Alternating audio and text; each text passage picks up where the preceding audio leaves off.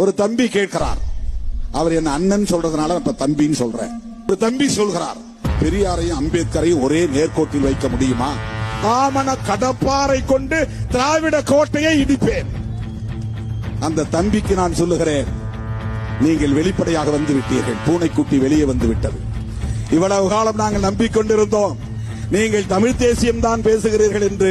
இப்போதுதான் தெரிகிறது நீங்கள் இந்து தேசியம் தான் பேசுகிறீர்கள் என்று.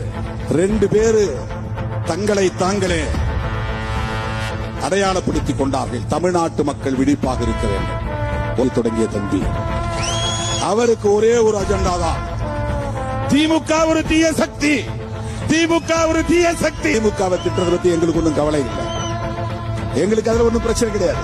நீங்க யார் என்பது தெரிந்து விட்டது. தம்பி சீமானும் தம்பி விஜயும் இன்றைக்கு RSS பெற்றெடுத்த பிள்ளைகள் என்பது அம்பலமாகிவிட்டது.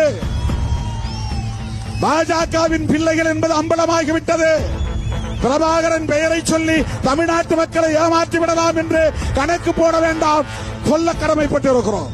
திகாரர்கள் பேசாமல் இருக்கலாம், திமுக காரர்கள் வாய்மூடி மௌனித்து இருக்கலாம். திருமாவளவனால் அப்படி இருக்க முடியாது.